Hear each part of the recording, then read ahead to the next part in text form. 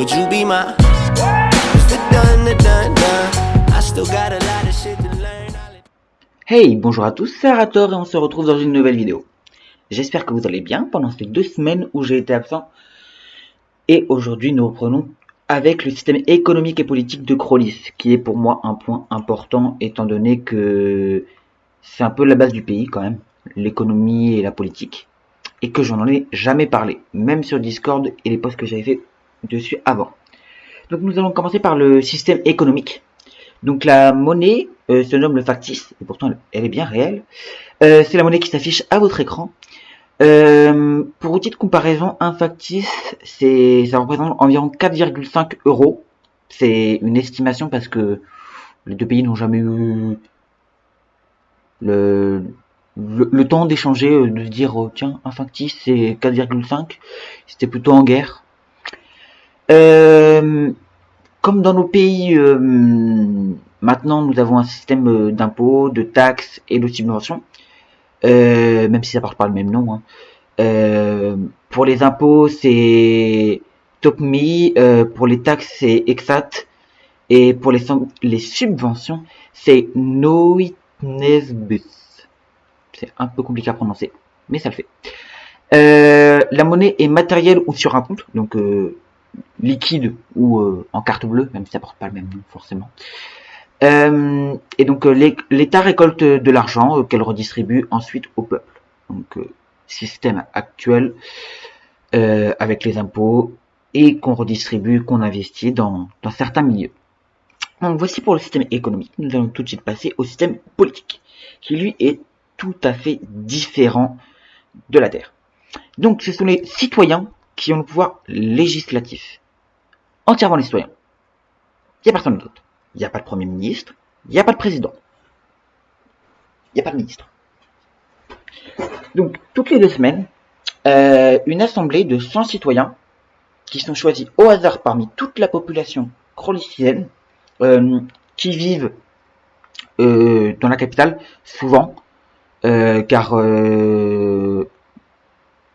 faut les amener, mais qui bossent dans les d'autres villages. Hein, quand on a 100 km à faire pour 2 heures d'assemblée, on le fait, mais c'est un peu chiant. Donc on privilégie quand même les citoyens de la capitale. Donc dans cette part de population choisie, il y a les prisonniers qui sont exclus. Ça pour le coup c'est un des seuls points qui va être en commun avec le pays de la France pour le coup, parce que les prisonniers n'ont pas le droit de vote. Et donc ces 100 citoyens, ils se réunissent au NELAC, donc qui est le nom de l'Assemblée. Entre 1 et 5 lois sont proposées et examinées chaque semaine. Donc elles sont votées à la majorité, donc plus de 50 voix, et elles sont donc acceptées ou modifiées si il y a juste un petit truc qui cloche. Donc une fois votées, les lois sont donc données au Conseil de sécurité. Donc c'est un conseil qui va vérifier si la loi elle respecte bien certains termes. Donc pour que la loi n'entrave pas certains droits fondamentaux. Donc les gens du Conseil de sécurité, ils sont élus par tous les citoyens. Donc un vote, comme on pourrait élire un président. Deuxième petit point commun, même si là on est libre du coup plusieurs personnes.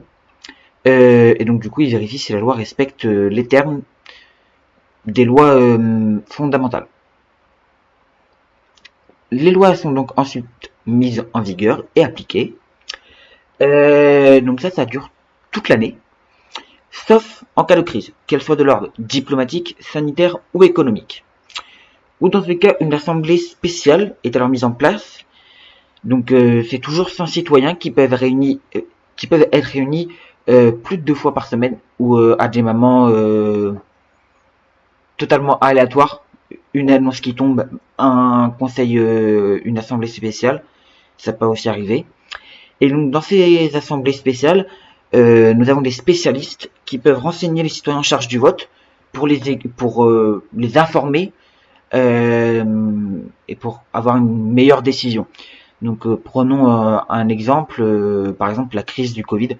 Si ça avait eu lieu sur Crollis, ça aurait été donc une crise sanitaire Et donc ça aurait pu être des infectiologues, des virologues qui auraient été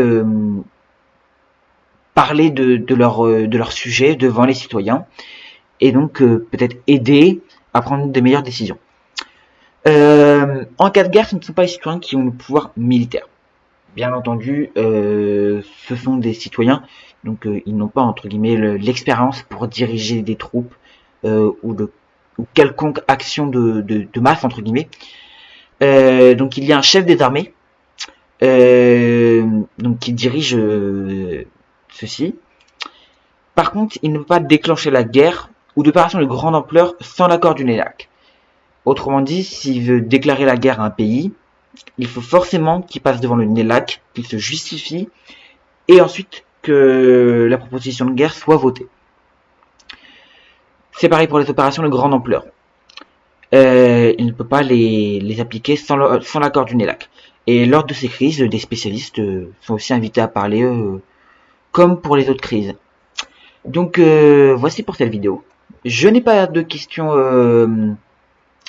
questions pendant ces 2 semaines d'absence. Donc il n'y aura pas de petite partie questions. Je vous souhaite une bonne fin de dimanche et à la semaine prochaine.